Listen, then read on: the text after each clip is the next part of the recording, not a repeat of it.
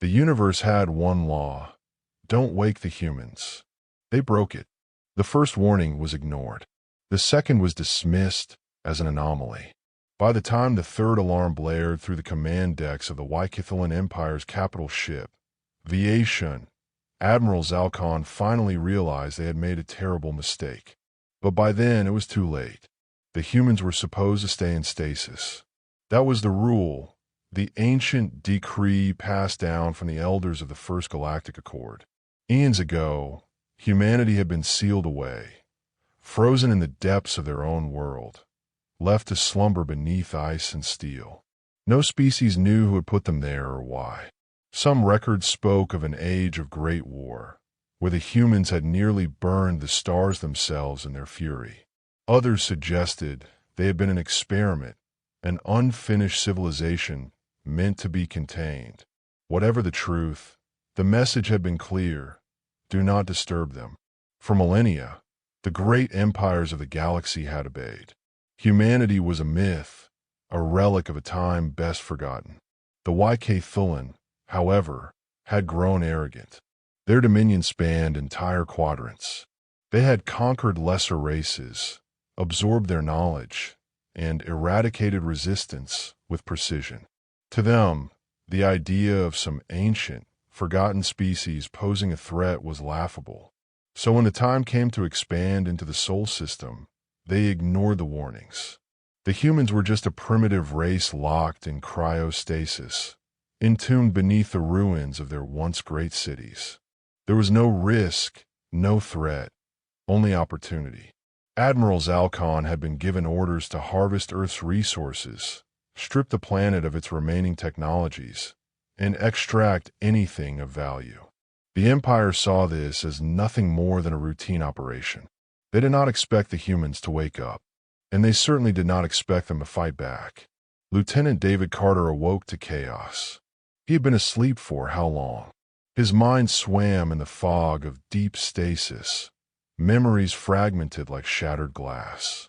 He remembered the war, the invasion, the desperate last stand of Earth's final defenders as alien ships darkened the skies. And then, nothing. Now, klaxons blared. Emergency lights flickered a sickly red across the steel walls of the cryo-bunker. The deep hum of awakening pods vibrated through the floor, and Carter felt the sluggish weight of cryo-sleep fade as adrenaline took its place. Figures stirred in the pods around him. Other soldiers, engineers, and civilians once thought lost. Their frozen world had been breached, and that meant only one thing: the enemy was here. His training took over. He forced himself to move, staggering out of his pod. His muscles ached, his breath came ragged, but his instincts sharpened. He spotted an open terminal nearby, its screen flashing with decrypted warnings. He swiped at it, scanning the garbled reports. Unauthorized atmospheric breach detected. External hostiles identified. Cryostasis compromised. Carter's heart pounded. They woke us up. Whoever they were, they had just made the worst mistake of their lives. He turned as the others began stirring. Some collapsed to the floor, overwhelmed by the shock of waking. Others, like him, adjusted quickly. Soldiers reached for whatever weapons remained in the armory racks. Engineers rushed to restore power to security systems. Medics worked to stabilize those who couldn't yet stand. Within minutes, humanity's last survivors, once frozen in time, were coming back to life. And Carter knew what had to be done. They had to fight. Above the earth, aboard the Viation, Admiral Zalcon observed the growing chaos below with growing unease. The humans were not supposed to be active. The preliminary scans had shown them in a state of induced hibernation, their facilities dead, and their defenses long since eroded by time. Yet now, sensors displayed unexpected activity. Power signatures spiked across the ruins. Unfamiliar transmissions echoed across secured channels. The humans were awake. Zalcon's mandibles clicked in agitation. He turned to his subordinates, his four eyes narrowing. How is this possible? One of the technicians, a younger officer, hesitated before speaking. "Admiral, our landing teams breached one of their primary structures. It appears the humans were placed in some kind of stasis network. When we accessed their systems, it triggered an automatic revival protocol." Zalcon's claws tightened around the armrests of his command throne. "You're telling me we woke them?" The officer flinched but nodded. "Why, yes, Admiral." "Fools." Zalcon exhaled sharply, regaining control of his temper. "Send in the suppression teams. Exterminate whatever resistance remains. These creatures are an outdated relic. They will not pose a threat." He would regret those words, because on the surface, in the dark heart of a once-dead world, humanity was rising, and they were very, very angry. Carter adjusted the stolen rifle in his hands. It wasn't human-made. Nothing was anymore. The smooth, black alloy of the Yk'thulan weapon felt wrong in his grip, the curved design clearly meant for something with more than 5 fingers. But it fired projectiles, and that was enough. Around him, the others moved with a quiet urgency. Soldiers scavenged what they could from the dead aliens littering the corridor. Engineers stripped wires from broken consoles, whispering between themselves as they cobbled together makeshift devices. Medics worked without hesitation, patching wounds with whatever supplies had survived the centuries of cryo-sleep. They were under-equipped, underarmed, and outnumbered, but they were human, and that meant they had a chance. The bunkers overhead lighting flickered as power fluctuated. The invasion had torn through Earth's defenses long ago, but deep underground, hidden caches remained, remnants of a desperate war. Weapons vaults, emergency generators, supply rooms. If they could reach them, they'd have a fighting shot. Carter turned to the others. "We move in teams. Fire and retreat. Don't let them pin you down. We can't match them in numbers, but we can make them pay for every step they take." Sergeant Vasquez, a towering brute of a man with a scarred face and the dead eyes of a soldier who'd seen too much, gave a sharp nod. "Ambush tactics." Carter nodded. "They think we're weak. We prove them wrong." No one argued. No one hesitated. They just moved, because hesitation was death. Zalcon's mandibles twitched as the reports came in. The extermination teams were struggling. The humans were supposed to be disoriented, weak from centuries of sleep. Their technology was primitive, outdated. And yet, something was going wrong. "Admiral," came the voice of one of his commanders, its tone laced with confusion. "We are encountering unexpected resistance." Zalcon's eyes narrowed. "Explain." There was a pause, brief but telling. "The humans are adapting. Fast.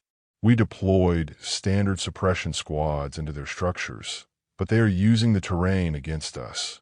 Hit-and-run strikes. Ambush tactics. They scavenge our weapons before we can recover our dead. They are not fighting like a broken people, Admiral." Zalcon exhaled sharply, his talons clicking against the metal armrest of his command throne. "It was an inconvenience. That's all. The humans could fight, yes, but they were still humans.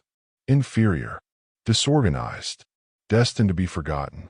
And yet, somewhere deep in his mind, an old memory stirred. The stories, the warnings, the reason no empire had dared to touch this world in millennia. Could they have been true? He dismissed the thought with a flick of his claws. "Impossible. Deploy the war drones," he ordered coldly. "Seal off their tunnels. Starve them of options. They may be clever, but cleverness will not save them." His commanders obeyed without question, but none of them saw the cracks forming. None of them realized that the war had already changed. Carter slid into cover as plasma fire rained down, heat scorching the air. The aliens were adapting, deploying drones, cutting off exits, trying to funnel them into a kill zone, which meant they were scared. "Good." He motioned to Vasquez, who crouched nearby. "We need a new plan." Vasquez smirked, reloading his weapon. "Thought you had one." "I did. Now we make a better one."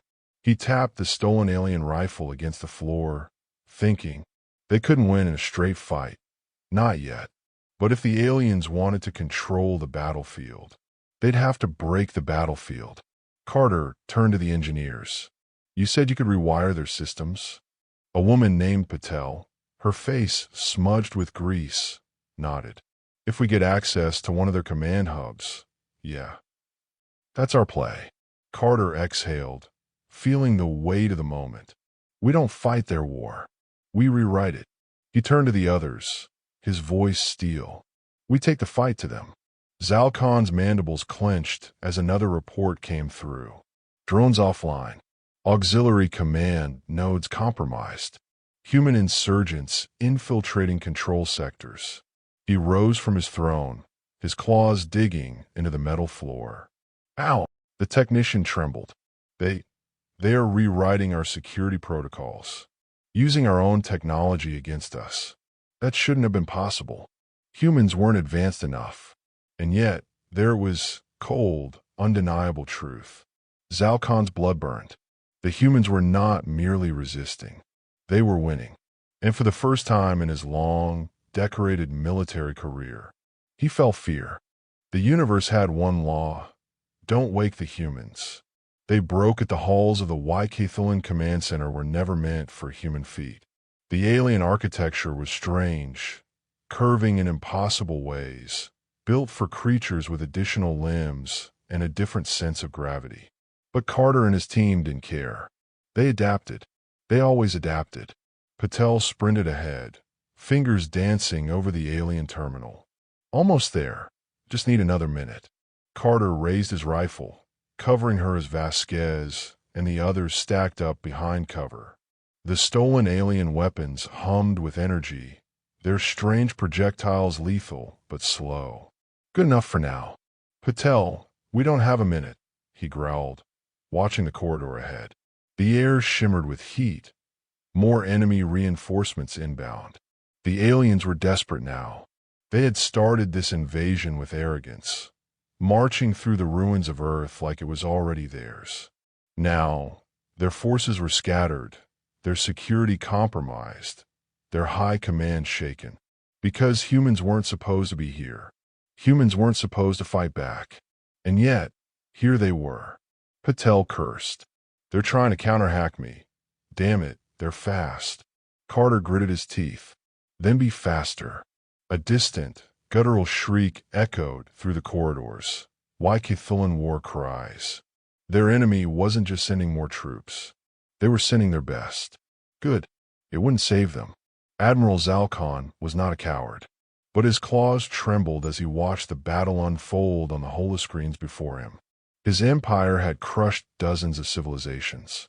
He had seen entire species kneel before the Yk'thulan, their spirits broken, their homeworlds burned to ash.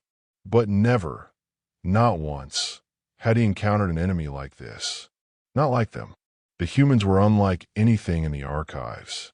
They learned too fast. They adapted too well. They used everything, their environment, their technology, even their own weaknesses, as weapons. It should have been impossible. It was impossible. And yet, before his very eyes, the humans tore through the last of his security forces. They didn't fight like a primitive species clinging to survival. They fought like something far worse. They fought like predators. The realization clawed at his mind. This is why they were sealed away. Not because they were weak. Not because they were forgotten. But because someone, something, had been afraid of them. And now, they were awake. Patel, Carter shouted as plasma fire scorched the wall beside him. We are out of time. Patel slammed a fist against the console. Got it. A sharp chirp sounded from the control panel. The alien interface flickered, then shifted, suddenly displaying human-readable characters. Carter didn't need an explanation. He already knew what Patel had done. She had turned their systems against them. The air shifted. The hum of alien machinery faltered. The lights flickered. Then, the entire command center went dark. The aliens had relied on automation, on technology that outclassed any human creation. But that technology had become their downfall. Carter grinned. Let's see how they fight when they can't see. Vasquez laughed. Now that's dirty. Carter's smile didn't waver. It's human. Zhao Khan staggered as the lights died around him. The VA Shun, his capital ship, his throne, lurched as its systems failed one by one. Emergency override. He roared, but no one responded. The humans had taken his command center. They had taken his fleet. A wave of primal terror crashed over him. This wasn't just defeat. This was humiliation. The Yk'thulan were supposed to be untouchable. And now, his entire empire would see the truth. They had woken something they should have left buried. A transmission crackled to life. Faint at first, then growing stronger. It was a voice. Human. Zhao Khan's mandibles clenched. He forced himself to his feet, his pride burning hotter than his fear. He hissed. You do not understand what you are doing. Carter's voice came through, cold and sharp. No, I understand exactly what I'm doing. Silence. Then Carter spoke again, this time with something Zhao Khan had never expected. Amusement. You thought we were dead, Carter said. You thought we were just some forgotten relic. But you didn't stop to ask why we were sealed away. Zhao Khan's claws twitched. Let me make this clear, Carter continued, voice steady. We didn't lose our last war. We survived it. We endured it. And when someone tried to wipe us out, we did what humans do best. The next word sent ice through Zhao Khan's veins. We adapted. A deep, horrible realization settled in Zhao Khan's chest. This was not the end of a forgotten species. This was the beginning of something far worse. In the darkness of the command center, Patel grinned. They're in full retreat. Vasquez exhaled. Damn, we actually did it. Carter wasn't smiling. His gaze was locked on the holoscreens, watching as the alien fleet pulled back, scrambling, desperate to escape.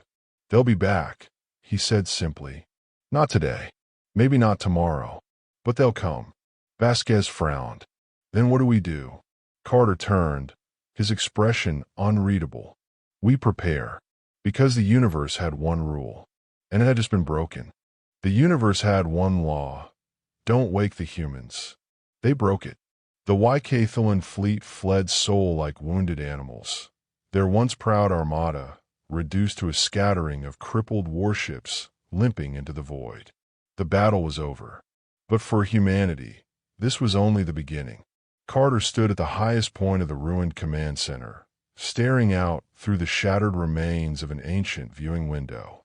Beyond the jagged metal edges, the earth stretched out before him, scarred, broken, but alive. For centuries, the planet had been little more than a grave, its surface ravaged by time and the careless treading of alien boots. The sky was still thick with the remnants of war, burning debris from Yk'thulan ships, the silent wreckage of humanity's long-dead defenses. And yet, amidst all that ruin, something stirred. Life. The remnants of Earth's last warriors were awake, and they were no longer just survivors. They were soldiers again. Vasquez approached, still carrying his stolen alien rifle. Scouts confirm it. The bastards are gone. At least for now. Carter nodded. They'll be back. Vasquez snorted. Yeah, but next time, we won't be waking up half dead. Patel jogged over, tablet in hand. We've got bigger problems, she said, breathless. I was combing through their data before they bailed, and, we weren't just in stasis. Carter turned to her, frowning. Explain. She hesitated, then showed him the screen. According to their archives, there were multiple cryosites across Earth. Hundreds of them. Silence. Vasquez was the first to break it. You're saying there could be more of us? Patel nodded. A lot more.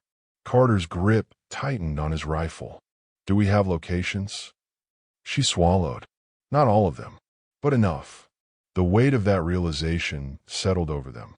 They had been a handful of survivors, barely scraping by.